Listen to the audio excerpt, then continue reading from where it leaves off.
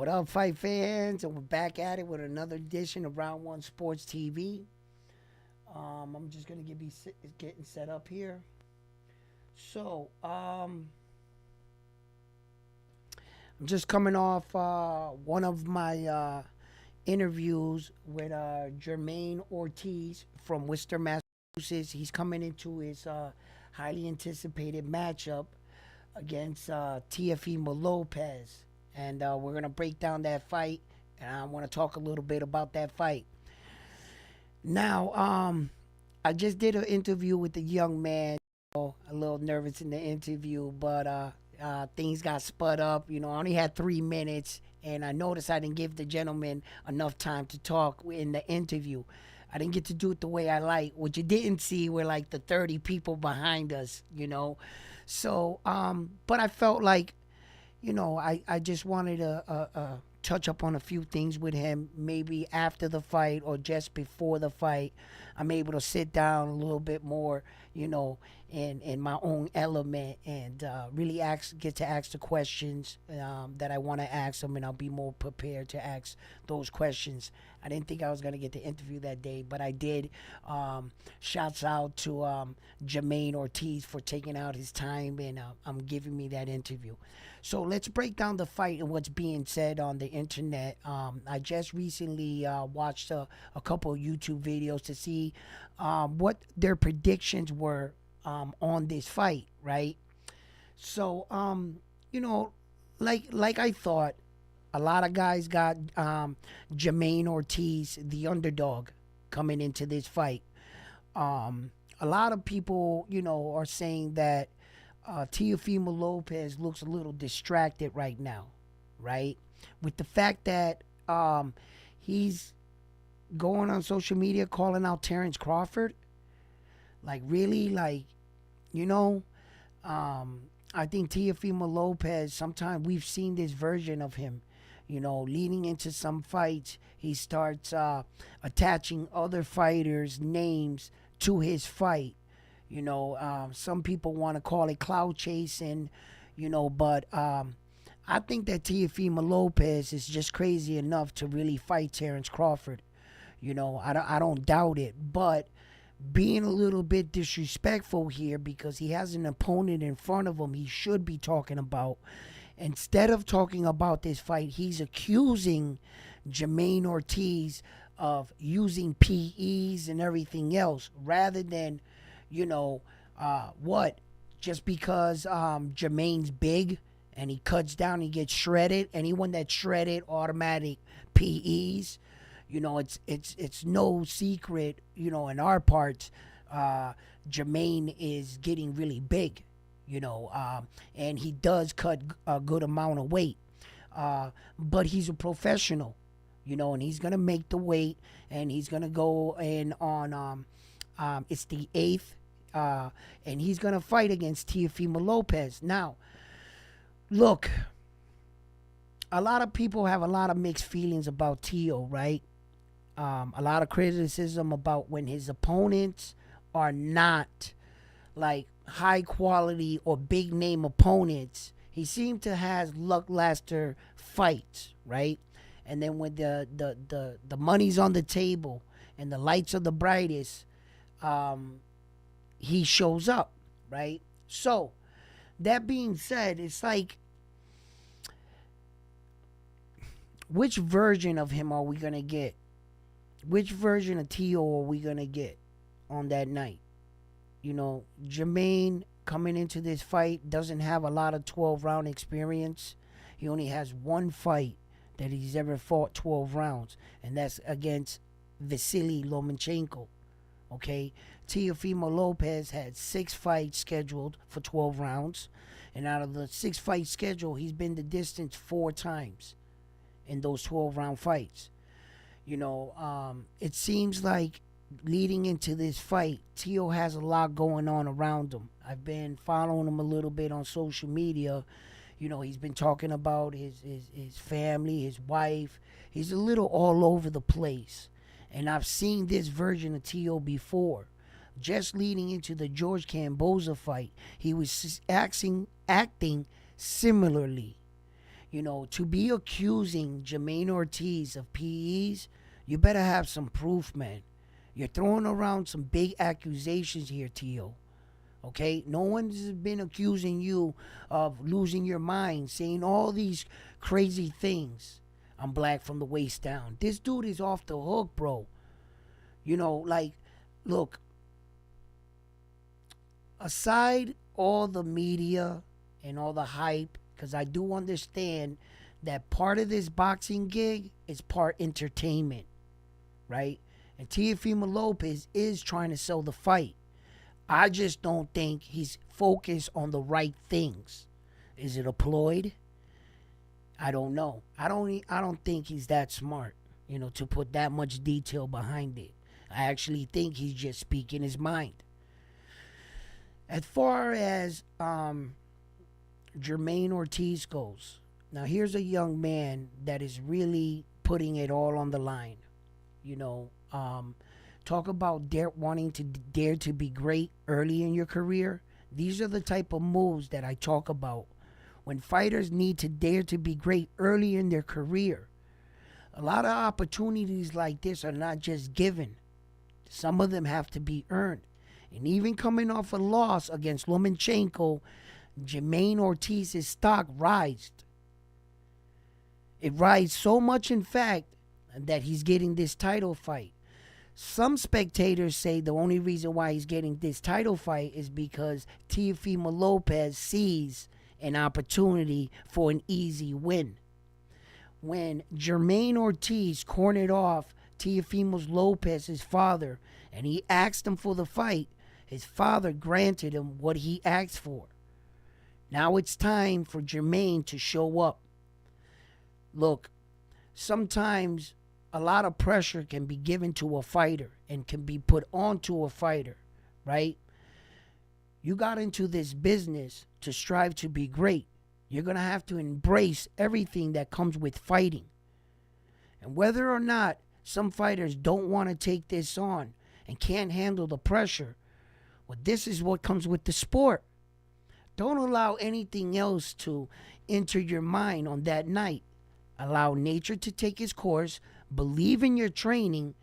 And don't focus on counting the rounds. Just make sure that at the end of every round, you felt like you won the round. Keep that mentality. Keep winning the rounds. And believe in your training. And I believe the kid will be okay. The kid has shown that when he is put up against, I would say, elite competition, Vasil High-Tech Lomachenko, okay? He also has some pretty good wins on his record. Not many, being that the fact that he's only gone 12 rounds, I understand. Jamel Harrington was a good boxer in his own right, too. And that was a great victory for the young boxer from Massachusetts, okay? So, look, these are these moments because when I went to look up Teofimo Lopez's boxing record, right, I was pretty surprised that he only had 19 professional fights, being the fact that he did come up with Devin Haney. And Devin Haney has way more fights than Teo. I understand that Teo had that spurt where he fought like 3 times in 10 months or something. Congratulations. But there has been a lot of gaps of inactivity throughout his career, whether due to his fault, legal issues outside of the sport. I get it, Tio. You've been going through some shit. I know all about it. We don't got to bring that up, right? Cool, right? But now, look, my honest assessment without being biased, just because Ortiz is from Worcester, and he's a local fighter, on paper I do believe that Teofimo Lopez is the more experienced fighter out of them two. I do believe that Teofimo Lopez has fought the better quality of opposition between the two. Yes, I do believe that. But in this sport, he's not fighting Teofimo Lopez's opponents. He's not fighting what Teofimo did on those nights. He's fighting Teofimo Lopez on this night. And it's whoever shows up on this night. You can't win yesterday's game, You can't win today's game with yesterday's score. You can't. You're gonna have to beat me today. It's cool what Teofimo Lopez did, and the quality of opponents and the fight that he's given us. Cool. But none of those guys are Ortiz. And I'm not saying that Ortiz is exceptionally better. It's just the truth. Whether less or better in your opinion, they're just not him. Okay? So this kid has a chance to really changing his stars here. And this is a big moment. These are the kind of fights that young Devin Haney took. He went out to enemy territories, to Australia, to do such. Now, Jamaine Ortiz even went with Bill Haney and Devin Haney. And with respect to the sport, Bill Haney sees something in the kid, and they want to offer, and these are things that this kid Ortiz needs to take. Never be afraid to keep growing. Train other places, learn other things, but always keep in the back of your mind, it's business at the end of the day. They asked him, now that you guys are kind of like, coming together, he was like, in this business, it's not a team sport. We're not on the same team. This is a one-man sport. You might have a team behind you, but you're the one leading the way. You can't join forces if you're in the same weight division. You see, Devin Haney is smart. He pulls in the young man, and the young man believes he's learning something from him, but make no mistake, Devin Haney's watching him. And he's getting to know who he is, because he probably has him on his radar as one of the people for potential to meeting him in the future. That means that he sees, and his father sees, that Ortiz is a threat. Everybody can see it. And they're doing a good job with the kid, and I believe they're going to get him the right training, and Ortiz just needs to stay, stay the course. Believe in the journey. Believe in the journey, and you will get there. No matter how he fares, I believe that I'm hoping that he fares really well and he does very good, just in case they go to the decision and they try to rob him again like they did against Loma. He shows the world that he belongs. I really want him to do a hell of a performance. And I really believe he can win in a 12-round decision. I just hope that his gas tank, it stays. I hope that his preparation, he doesn't leave any stone unturned. This is the biggest moment of his life. I spoke to him. I got the pleasure of meeting him. I could see it in his eyes that the fire was right there. It looked like if I told him Tio was right there, he would have started fighting with him. He's ready. He looks ready. So I expect to see a good fight, and I'm going to watch this one for sure. As for other fights, there's a lot of things flying around. You got Adrian Broner calling out Devin Haney. A lot of fight fans don't take that seriously, but a lot of hardcore fans really respect Adrian Broner, and they remember the boxer he once was. At one point in time, he was revered as being the next Floyd Mayweather. Okay, you don't get that for just being a nobody. He had skills. Adrian Broner has skills, and he's the type of fighter that even years later, he can fall back on those skills. It just depends, he's really not that old. He's really not that old. He just has a lot of wear and tear of the lamp life, man. Sex, drugs, and rock and roll. We've talked about this. He has a lot of wear and tear on that. What's up? What's up, Mankey Crazy? What's up, brother?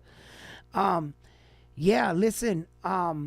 So I think that Adrian Broner, he was a good fighter, man. He really was, But I think that I'm not sure if I can really say that he's gone so far that he can't come back because he's not that old.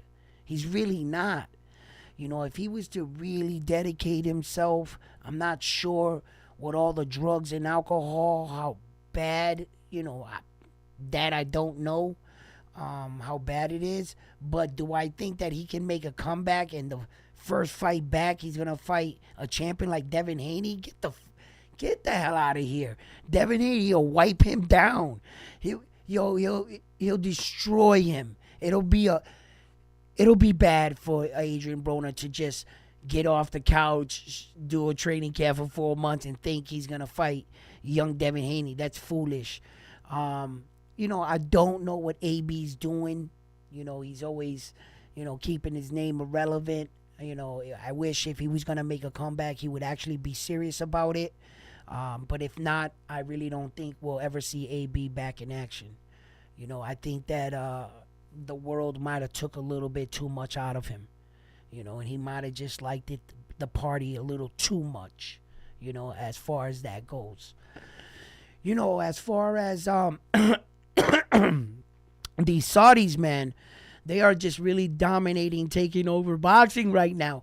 Well, they're really like, I guess, in a sense, you can say they're taking Showtime's place. Now that Showtime, said they're no longer gonna be in it with boxing no more, right? So they're kind of like taking Showtime's place, the Saudis, right? But they're doing it on a level that, this is pretty impressive. They're changing people's lives with these fights, and they're making these guys say, "Hell yeah, sign me up." They're giving Anthony Joshua reportedly, estimated contract of, 50 million. I think it's like 30 guarantee. I believe that's what it was. So, and then they're giving Francis Ngannou in his second boxing match ever $20 million. That's just truly remarkable. And in the event that they're gonna have there with all the people, watching, you know, that's it. Just the Saudis, they know how to party, and they know how to throw a party. So these boxing matches that they're talking about, they look at the names. Just look at the names, and then I believe one of my subscribers hinted to the fact that they were getting Muslim fighters. Like the majority of the fighters they wanted were Muslim, but I didn't buy that when the guy that they mostly want is the Japanese superstar for 69 million. He's not Muslim. So that throws a monkey wrench in on that idea. And then the first fighter they had there was Tyson Fury. He's not Muslim. So that throws the wrench in on that idea. They're just getting any big name. If you're somebody in boxing, they're not prejudiced. It just so happens that Tank Davis just converted to Muslim. I'm pretty sure that when he gets there, they're going to greet him as a Muslim brother, and that's going to bring more, out there. I'm pretty sure that'll play a factor, yeah. But when they were like, oh, no, Devin Haney's a Muslim, Tank Davis is a Muslim, and they were saying all these guys that were, Muslims and stuff, and I was like, I could see they would be proud, but they started the whole thing off with Tyson Fury, and he's not Muslim. So, and then they want the Japanese superstar, and he ain't. So I was like, nah, they just want great fighters. That's it. They just want big fighters. And so, they got Anthony Joshua with Francis Ngannou. Then they also have leading after that, which will probably come in, the Tyson Fury against Usyk. It will probably fit right after that one because I don't think they'll have another event before that event, is what I'm saying. I don't think they're going to have one scheduled before that event because Tyson Fury owes them. because he's already signed in on a contract with them. In fact, Tyson Fury was supposed to fight right after that Francis Ngannou fight. He was supposed to fight in December. He was supposed to fight December, what was it? December 26th, right? He was supposed to fight there. And the Saudis were going to sue him for threatening to pull out of the fight because he said he took too much damage in the Francis Ngannou fight.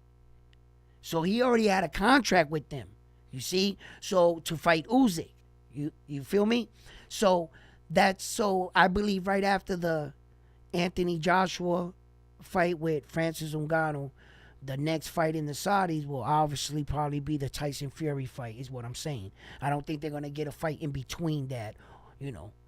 So, or will they get someone else to go out there and fight? They don't have Devin Haney's next opponent. They don't have Tank Davis's sketched in stone. I believe that'll change any second, right?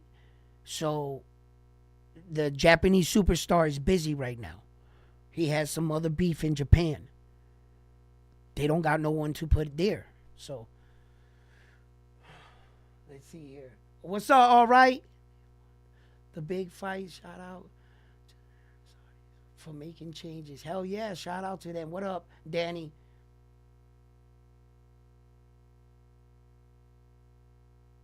Yeah.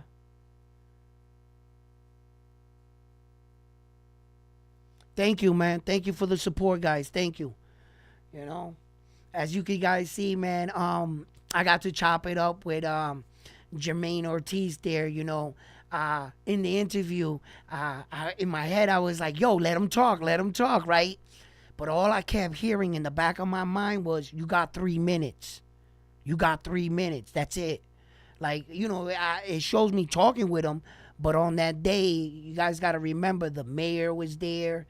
The district attorney was there. Like, they were all giving him a farewell. What you guys didn't see is like the 30 people on the other side of the camera. You know what I mean? That were waiting their turn too. So, but it was a great experience. I got to chop it up with the kid, and I got to chop it up with him on the side, you know. And talk about misfortune, right? My phone, man, fucking died on me and shit on the side. I was a little pissed, but it was cool. It was a cool moment, cool experience. Something I look forward to doing again.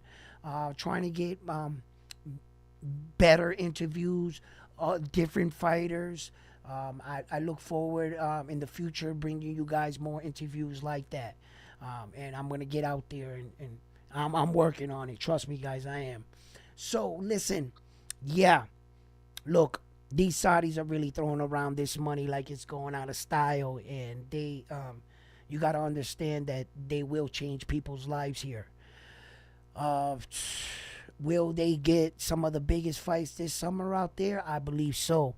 Other fighters that I believe that will be enticed to go out there is Saul Canelo Alvarez.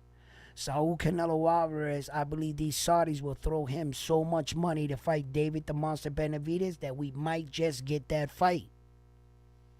Them dudes throw Saul Canelo Alvarez $100 million and give David Benavidez $50 million. They gave Anthony Joshua $50 million. Give fucking David Benavidez $50 million. Give Saul Canelo Alvarez $100 million. You think he's gonna say no? He said no to 50, right? I don't think he's gonna say no to 100. Every man has their price. And if Saul Canelo Alvarez is truly at the end of his career where he's like, listen, I've done enough. What more can I do? Give me $100 million to fight this dude, and I walk out of boxing after that. Win, lose, or draw. Right? You know what I'm saying? And then we'll finally get some answers out of that. Because I don't want... What's going to end up happening is that when they do actually fight, people are going to say it was 5 years too late. The fight took place 5 years too late on Saul Canelo Alvarez's side. Okay? Because David the Monster Benavidez is still young as fuck. Okay? But on his side, the excuse is going to be he was too old in boxing years. Because Saul, make no mistake, Saul Canelo Alvarez has a lot of boxing miles underneath him. He might be only 33 years old, but he has 60 professional boxing matches. I want you to keep that in mind. 60 boxing matches. So, he's going to have a lot of wear and tear on his body.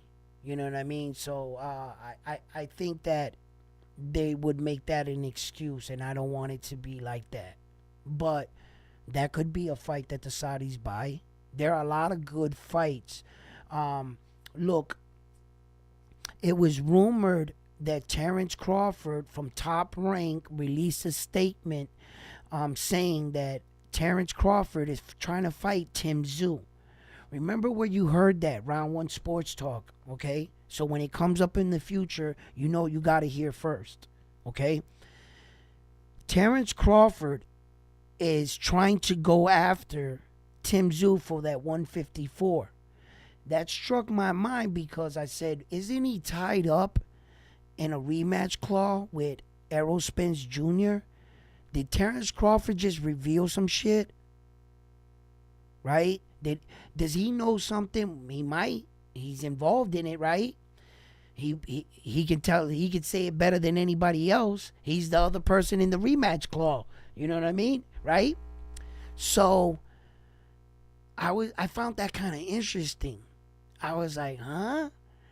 Terrence Crawford is already asking to fight Tim Tszyu, but doesn't he have to? And I was like, ooh. I said, wait a minute. Did I just stumble upon something here? Right? So maybe this eye patch incident with Errol, somehow, some way, they trying to and listen, let me tell you something. Errol is not scared of Terrence Crawford. He is not. I will never, ever believe that. No one on earth could convince me on that. Errol Spence Jr. ain't scared of no man. So let's just get that right out. I just think Errol Spence Jr. wasn't living a boxer's life. And I think he was not really fully as dedicated as he would like us to believe he was. Okay? Another factor is that I'm starting to rule another thing into the equation. They say that Errol Spence Jr. was depleted. They say that he didn't look good. But you know what he did look to me? High. He looked high as fuck. After the fight, Errol Spence Jr. went on social media. He said that he had a fractured rib and that he couldn't train. He hinted to a fact that they gave him a shot in the side of his rib just before the fight. That's how bad his rib was. We'll back up. A shot? What kind of shot did they give you? I've been in boxing, around boxers for a long time. I've seen a lot of injuries, right? And I've never seen a needle or a shot that heals your rib. What is there cement inside the needle? Right? So the only shot they're going to give you is for pain, discomfort. If they didn't have to give you a shot and you weren't taking no pain meds, you would have just took 2 Motrin. You could take those by mouth.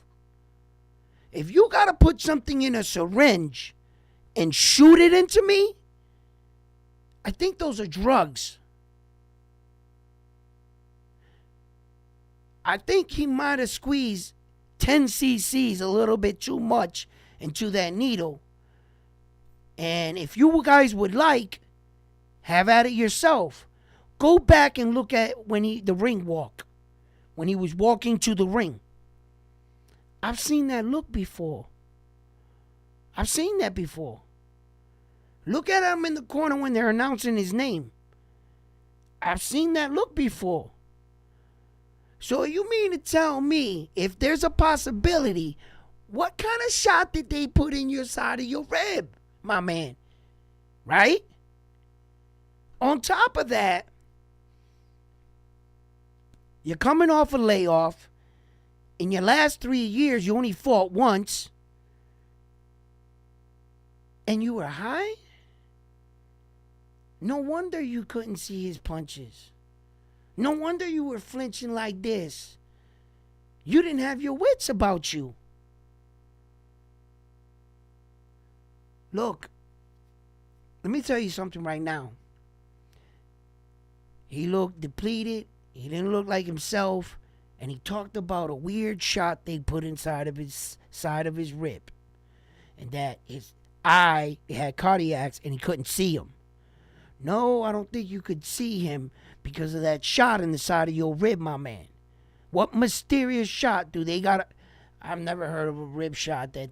What are they putting in that needle that's going to mysteriously heal your rib? Is it rubber? What cement? What are they doing? Then if they give you a cortisone shot, my man, right? And they put that shit just before the fight, like if they put they got those shots, right? That doesn't work in a rib. That's not gonna.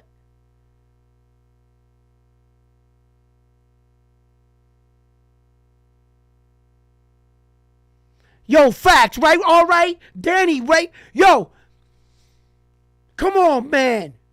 Am I lying? Am I lying? He looked high as fuck. I thought I was the only one that noticed that, bro. Listen, he did, man. I'm just speaking truth. That's my opinion, bro. Bro, man, come on, man. We all got family members. We all got a brother or sister, somebody, and come on. Listen, I've seen that look before, bro. I seen it, man, and I was just like, that doesn't look good. That don't look good. So look, I don't know what happened, but I know that he's been in multiple car accidents, and I know he didn't just heal up by himself. I know they gave him a lot of drugs, and that's a slippery slope. I know after them accidents, he fought one time in 3 years. He spent most of his time on vacation just popping shit. When you that kind of rich, you got a doctor that doesn't say no. So he was able to control all that. He was able to just put it down and go back to training full-time serious. How long was he taking that shit for?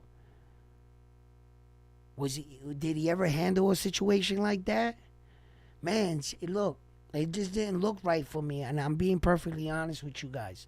Right after the Ugas fight, he went in for surgery in his mouth. Another surgery with more medication. He leaves one surgery, gets in one, gets into the other. You feel me? It just, the dots they starting to connect, my man. This doesn't look good for Errol. But getting back to the agreement of wanting to get out of the fight. And I said all of that to say this. I don't still believe he ain't scared. I just don't think he's as focused as he once was. I believe he could. You know, Errol Spence Jr. is that kind of beast. He has it in him. And I've seen his style of man before. I've seen men like that be down and really rise back up. Whether or not the injuries that he sustained is going to stop him, that I don't know. But if it's possible, if it's just up to him now and his body has healed, well, then that's exactly who it's up to. It's up to Errol Spence Jr. But if it's truly that his body is just failing him and he's trying to get there, he needs to ask himself those questions. And only Errol Spence Jr. can answer those kind of questions. You see? And, you know, I just hope he's honest with himself, you know, because I got a lot of love for him, man. He's a great fighter, and I just want a lot of my American fighters to end their career well. And if this is Errol Spence's, ending of his career, he doesn't need to take another loss. If you only lost to one guy, keep it right there, my man. If you're good and you do a little soul searching, but also keep the training going. No more vacations, my man. And like I said, only he can answer those kind of questions. Look, most of us are waiting for one of the biggest fights also to occur. We got a Japanese superstar here that was sent out on a on a head on some ninja and the name came across his desk. It slid across his desk. It was like shh, and he opened it. Luis Nares. Lit it on fire. Dun, dun, dun. Yo, he suited up. Yo, you know, I made a lot of videos, and I'm always thinking things through and seeing angles and stuff. And I gave you my opinion on how I felt that fight might have occurred. But once Luis came out in that interview and he blatantly just said it, like, nah, he requested it. I was like, wow, so he already knows who he's gonna destroy. But with all this other big news and the Saudi throwing around all this money, that can be kind of distracting. To know that you have a fight like your next, like imagine boxing right now, right? And everything's going good for you. You're a world champion, everything's going good. And you just scheduled your next fight. I mean, you just sent the guy over the contract. A month later, you get wind that the Saudis want to see you fight, and they're like, we will pay you. We will pay you $69 million. And he's like, dollars, not pesos? No, dollars, right? Right? And then, shit, I just signed this fucking fight with Lewis, kid. Like, can we cancel that? Right? Like, can we make the Lewis fight over there? I'll start. Yo, manager, say something. Speak up, I'm for real. Because that can be distracting in many, many ways. You could be going into a fight and the thought of that kind of money that can change your life like that, right? The one good thing about the Japanese superstar is I really believe back there at home in Japan, they got him comfortable so much that he probably lives like a man that has $69 million already, I think he just has too many powerful friends out there that are rich, that are just like, what do you need? Anything you need, let's go. Like, so even though I don't believe that the Japanese superstar has ever made that kind of money or anywhere near that kind of money in any of his fights, I believe he lives, if he wanted to. I'm not sure if he actually lives that way. If he wanted to, he would not need anything. There's nothing that man is in need of, so yeah. But yeah, to actually be the man to actually say, yeah, maybe I don't need anything, but with that kind of fight, I can guarantee I don't need anything. I don't have to ask for anything, I can just go get it. So that changes the game, the perspective of things, that's a lot of fucking money, dude. Jesus Christ, man, these guys are just, and that's just so good for boxing, man. I was tired of seeing these fighters like Jake Paul making all this money, man, and I was like, damn, man, real boxers are struggling, and it's good to see them getting that kind of money too, because, they're making legendary Hall of Fame careers. Let's just be serious here. Jake Paul is not going to the Hall of Fame of boxing. Not for what he achieved in the ring, maybe for what he did for the sport at one time and like, because I got to admit, he's brought a lot of eyes and fans to the sport, and he's getting kind of better. He is. You can't expect him just to get in with one of those killers. He might talk like a killer, but we all know, he needs to fight the people on his level, obviously. So, but look, the Japanese superstar is truly on some legendary shit. I was just sitting back and I was talking with a friend of mine, and he was saying to me, he was like, man, but he goes, yeah, you talk about this guy, but I really don't see it. Because Terrence Crawford's got the same award and everything. And I was just like, wait, just wait, dude. I said, man, On the outside, when you say his size and his weight, I get it. I get it. Like I was talking to my friend, I was like, yo, 122. Like, he's not really big for as stature of a man. And I tell my boy, too, I was like, yo, man, he's just going to have to work twice as hard to get the recognition. But I was just like, you know what, though? You got to give him props. And he was like, why? I was like, for a 19-year-old kid to come out and in his sixth professional fight become a world champion, that was pretty cool for a 19-year-old kid. And I said by his eighth professional fight, he had became a 2-division world champion. That's pretty good for a 20-year-old kid, And then I said, then he goes and he skips by 1 division and he jumps up to his 3rd weight division, right? Gets the belt there, and in that division, he doesn't just get 1 belt, but he collects all 4 of them, right? Not bad, right? And in that time, he did it within the corona epidemic, and he still did it within 2 years and I think 4 months to unify all 4 belts. And I said, not bad.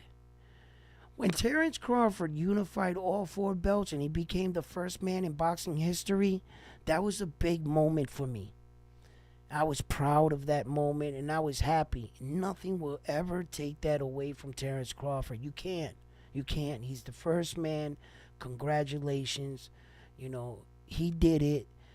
He sacrificed a lot. He didn't lose his place in line. He stayed the course. It took him almost 6 years to corner in Errol Spence Jr. to finally get that fight. From the time that he walked into the division, he fought Jeff Horn for the WBO title, won that one. It was a long road. He could have moved up and said, man, you're ducking me, Errol. Screw you. I'm not just going to waste my career. He gave a lot of years at the 147 chasing Errol Spence Jr. He really did. And I got to give it to him, right? But the Japanese superstar walks into 122, no tune-up fight. They said, what do you want for a tune-up fight? He said, I want the best world champion you have. They said, that's a tune-up fight? He said, that's who I want. He goes into that fight. He wins every single round, knocks him out, takes his 2 belts. From the moment he walked into the 122, which was on that day that he fought Stephen Kubo Fulton, was his 122 debut. From that moment, it took him 6 months to unify all 4 belts. 6 months it took him.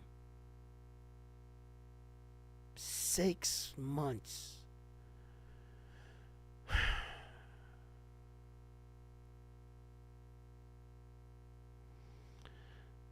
No one in the history of boxing has ever done some shit like that. Terrence Crawford didn't do it. No other legend.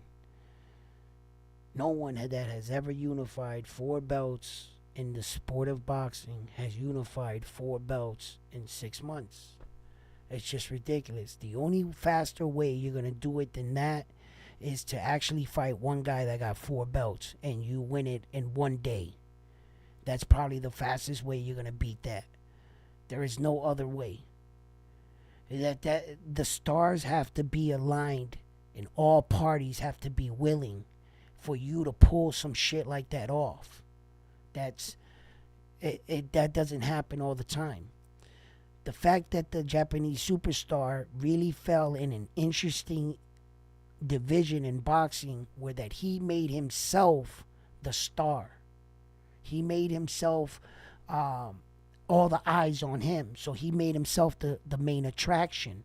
By being the main attraction, it caused all the other fighters, whether they were champions, if they had the belt, they never were going to make the kind of money in any other fight unless they put up their belts against the Japanese superstar. And that's how they got the champions to sign up. They made them offers they couldn't refuse. So most of these men took the opportunity, like Paul Butler. Paul Butler made the most money he ever made in that Japanese superstar fight. What a coincidence. Didn't Stephen Kubo Fulton make the most money on his fight against him? Didn't Marlon Tapales make the most money in his fight going up against him? You see? So that's how they got it, all these champions to fight him.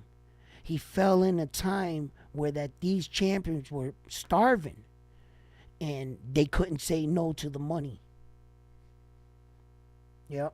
Because to tell you the truth, not one of his title fights coming in from the times that he unified, the Japanese superstar was never the underdog. He wasn't the underdog in Las Vegas. He was the favorite in every one of those fights. Let's just keep that in mind. He was a favorite because he's a beast. They're not stupid. They see what we see. He's just that good. He really is. And with this right here, it's really important for him to get this title fight at 122 pounds. It's going to do so much for him. The win will get revenge for Japan. I think it's kind of messed up that after he fights him, they're still going to enforce the ban.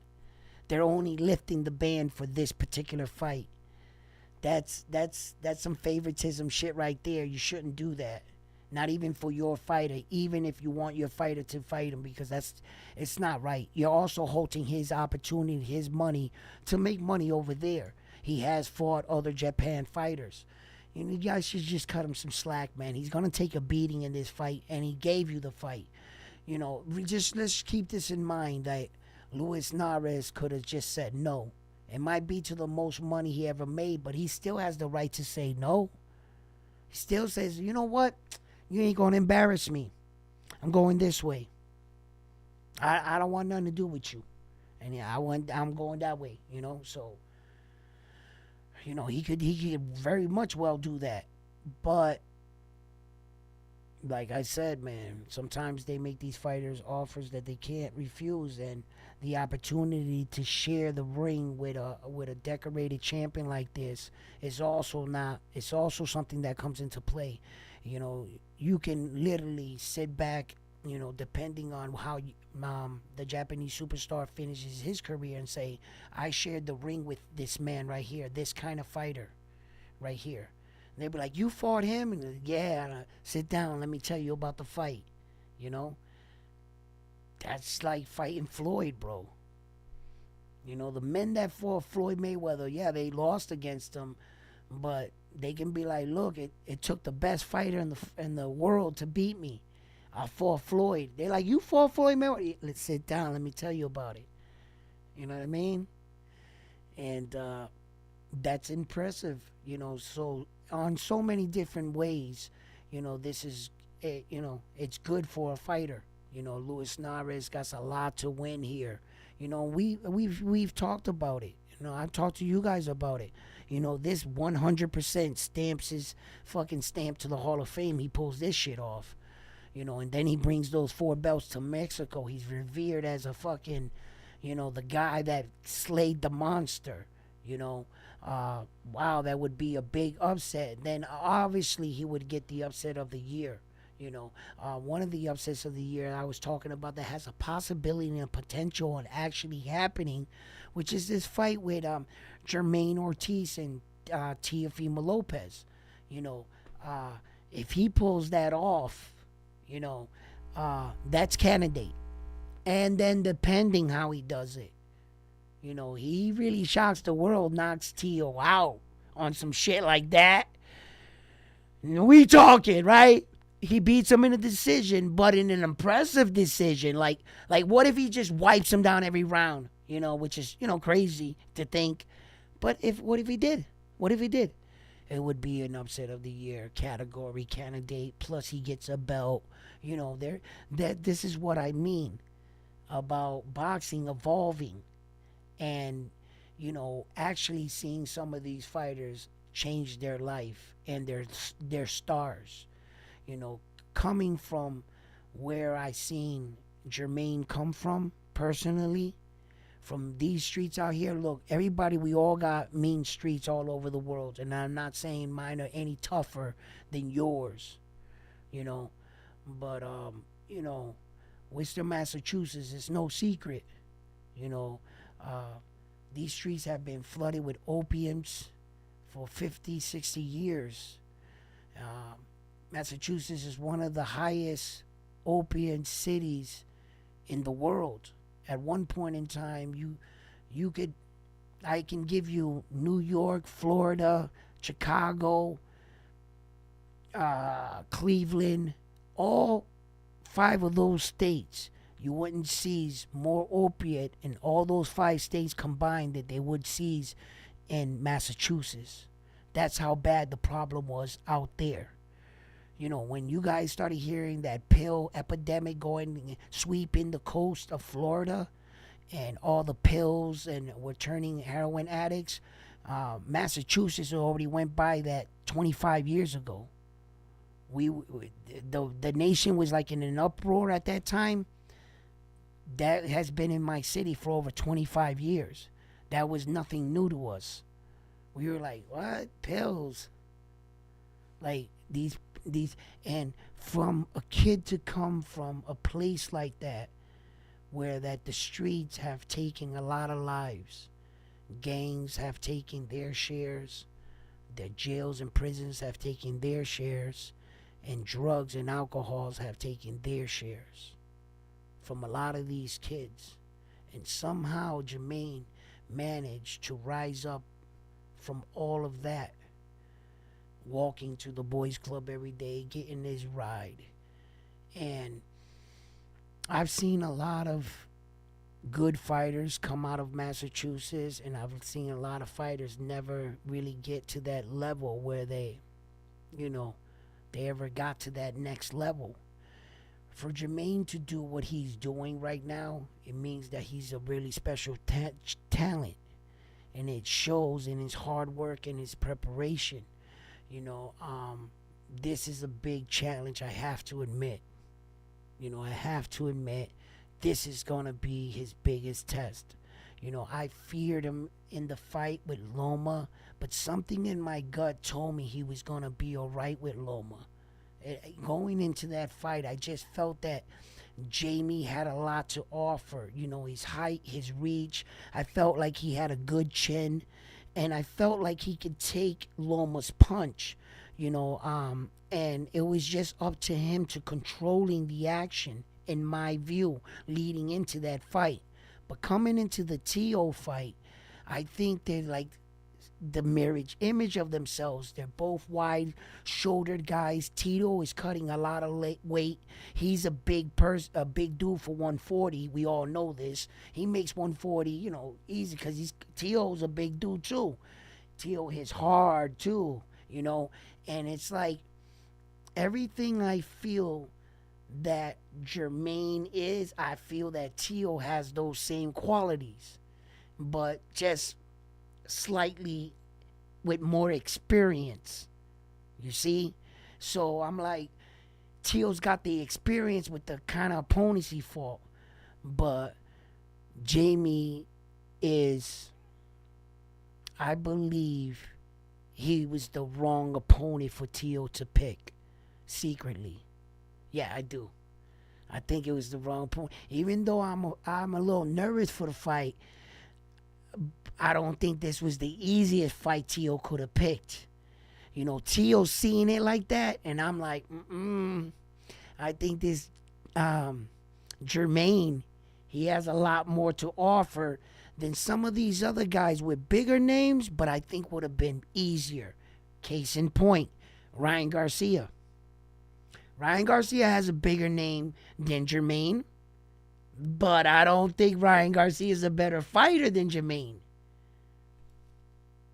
See? And if Tio, you know, would have fought a Ryan for money or a big name, you know, just saying it like that. You see? There's some guys that have a bigger name. But I just don't think they're better fighters than Jamaine. See? And I think that Tio was like, Jamaine Ortiz, You want to fight? And he was like, I can get a title defense, pop more shit, pop bottles. Yeah, I'll take the fight. And I think he might have messed up, because Ortiz got more than a chance. And this is, for me, it's a 50-50 fight all the way. May the best man win. And I can't wait to see the fight. I can't wait to see that fight. It's just going to be a big one. But as far as everyone else in the divisions, what's going on with Tank Davis? Guys, talk to me. Have you guys heard anything? I mean, is he fighting Isaac Pitbull Cruz? Is he fighting the guy down the street? What's going on? When are we going to see Tank Davis back in the ring? This Devin Haney thing's been going on social media, not for weeks, not for months, but for years. Let's just keep this in mind. I mean, he's talking about like Bill Haney, and they're talking like they're going to fight, but that's just keeping their names irrelevant. There's no, let's just remind, no contracts have been sent over. This is all shit talking right now. As far as right now, this is all bullshit. Ain't nobody signed no contract.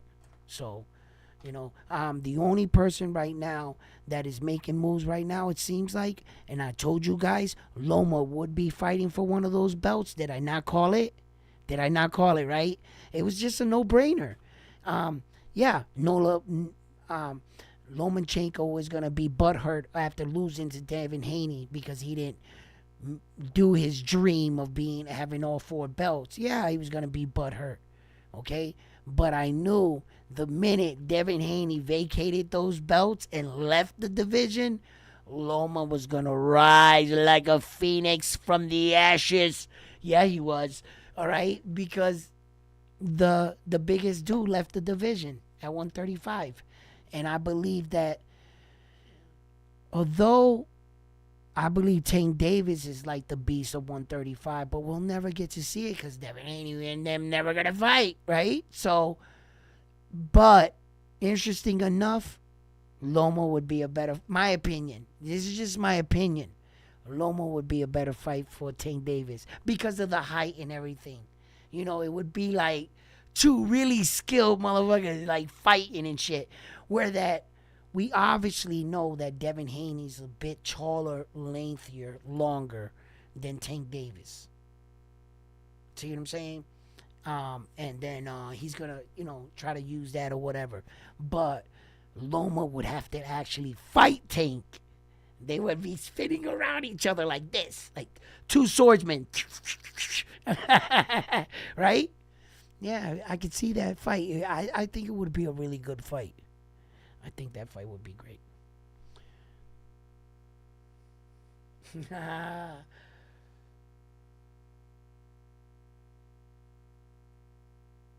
Jamie, what up?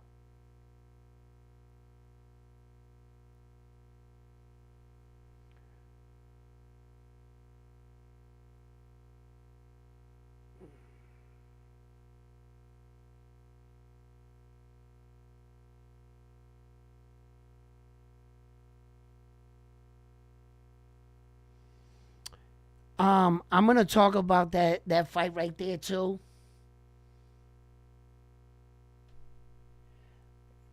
Carlos, listen, I'm gonna do one on them, on the both fighters that you mentioned. I'm gonna do a video on both of them, and we're gonna talk more about both of them. But I want to do a little bit more homework on the guys that they fought, and in comparison with each other, and then I'll get back to you on that.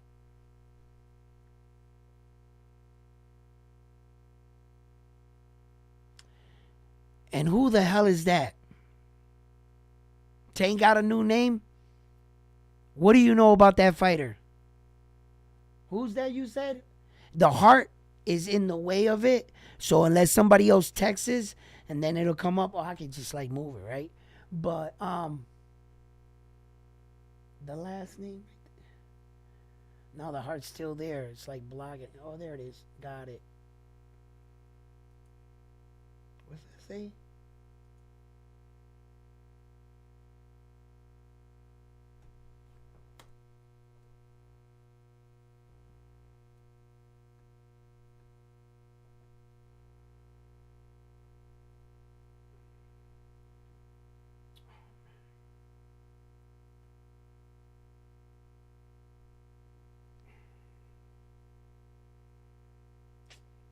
the fuck, dude?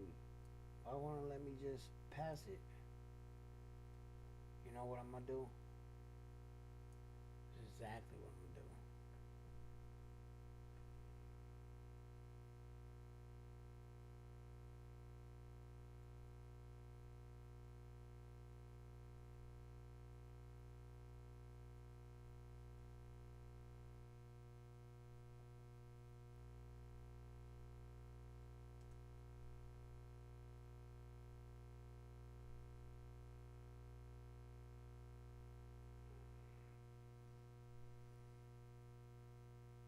Really? That's interesting.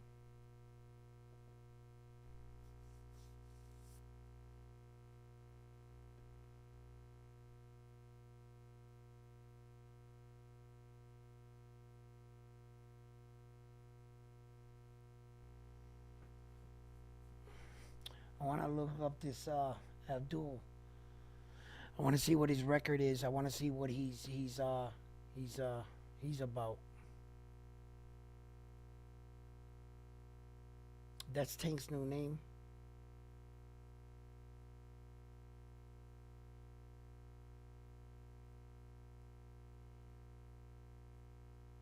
His Muslim name. I want to see what he's about. Muhammad Ali changed his name from Cassius Clay to Muhammad Ali. They said that Cassius Clay was a better fighter than Muhammad Ali. Yeah. Tank Davis, I think, should stay with his name. I want to see what Abdullah Win, whatever his name spells out to be, and what was it, like Gali or something? I wanted to look up the meaning of his name. Um, I don't know. I don't know what this changes. You know, a lot of these fighters want to do stuff outside of the sport that is not helping their career. He really needs to decide what he wants to do. He's coming across these fights. I don't see any of these fights being for unification for world titles or any desire to want to capture all four belts. Why is not Tank Davis's name being mentioned in situations like this? You guys tell me. Why, if Tank Davis is the baddest motherfucker and we know how good he is, why has his name never ever been mentioned as a unified world champion? You know, they try to sell you the remember when they try to sell you that he was simultaneously a two division world champion, and they were telling you that he had a belt at 130 and at 135. Well, the only belt he actually had there was the 130. The one at 135 was an interim, you know. So I don't know. I believe Tank Davis got to do some more. But anyway, fight fans, we've been on for a while. I just wanted to touch up on some things. Like always, it's been a pleasure. I will get back to you, and we will work on the next video. So I'm on to the next one. After this one, peace, fellas. Yeah, he can change his name. What he better do is start chasing legacy. Shit.